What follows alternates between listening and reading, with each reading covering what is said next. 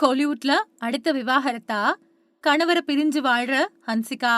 வேற வழியே இல்லாம உண்மைய போட்டு உடைச்ச சோஹைல். ஸ்கூல் படிக்கிறப்பவே சினிமாவுல ஹீரோயினா நடிச்சு பிரபலமானவங்க ஹன்சிகா. இவங்க தமிழ்ல தனுஷ் நடிச்ச மாப்பிள்ளை படம் மூலமா ஹீரோயினா அறிமுகமானாங்க. அதுக்கப்புறமா குறுகிய காலத்துல விஜய், சூர்யா, சிவகார்த்திகேயன், கார்த்தி அப்படின்னு முன்னணி நாயகர்களுக்கு ஜோடியா நடிச்சு கோலிவுட்ல முன்னணி நடிகையா வலம் வந்தாங்க. ஆரம்பத்துல பப்ளி பேபியா இருந்த ஹன்சிகா போக போக உடம்போட வெயிட்ட குறைச்சு ஸ்லிம் ஆனாங்க. அவங்க ஒல்லியானதுக்கு பின்னாடி அவங்களுக்கு சினிமாவுல வாய்ப்புகளும் குறைய ஆரம்பிச்சிருச்சு. இதனால பட வாய்ப்புகள் இல்லாம தவிச்சிட்டு வந்தாங்க ஹன்சிகா. சினிமாவுல மார்க்கெட் போனதால இல்லற வாழ்க்கையில நுழைய முடிவெடுத்த ஹன்சிகா 2022வது வருஷம் சோஹைல் கத்தூரியா அப்படிங்கிறவரை காதலிச்சு கல்யாணம் பண்ணிக்கிட்டாங்க. சோஹைல் கத்தூரியா ஏற்கனவே கல்யாணமாகி விவாகரத்து பெற்றவரு. ஹன்சிகாவோட தோழியத்தான் அவர் முதல்ல கல்யாணம் பண்ணிக்கிட்டாரு.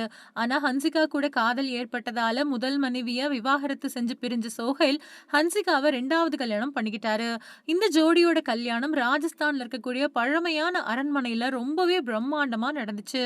நடிகை ஹன்சிகாவுக்கு கல்யாணமாகி 2 வருஷங்களுக்கு மேல ஆகக்கூடிய நிலையில தங்களோட முதல் கல்யாண நாளுக்கு கணவரோட இன்ஸ்டாவில புகைப்படம் பதிவிட்ட அவங்க அதுக்கு பின்னாடி 1 வருஷத்துக்கும் மேலா கணவர் கூட எடுத்த புகைப்படங்களை பதிவிடாமலே இருந்துட்டு வந்தாங்க.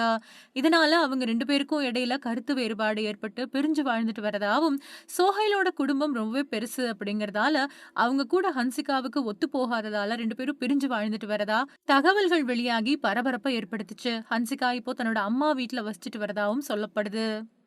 ஹன்சிகா சோஹைல பிரிஞ்சுட்டதா தகவல் கசிஞ்சதும் விவாகரத்துக்கு தயாராயிட்டாங்களா அப்படிங்கிற கேள்வி எழ ஆரம்பிச்சிருக்கு. இது பத்தி ஹன்சிகா எந்தவித விளக்கமும் கொடுக்காம அமைதி காத்துட்டு வரக்கூடிய நிலையில சோஹைல் கத்தூரியா இந்துஸ்தான் டைம்ஸுக்கு விளக்கம் கொடுத்திருக்காரு. அதுபடி தங்களை பத்தி பரவக்கூடிய தகவல் உண்மை இல்லை அப்படின்னு அவர் சொல்லியிருக்காரு. இருந்தாலும் பிரிஞ்சு வாழ்ந்துட்டு வர்றது உண்மை இல்லையா அப்படிங்கிற கேள்விக்கு அவர் பதில் அளிக்கல அப்படிங்கிறதும் குறிப்பிடத்தக்கது.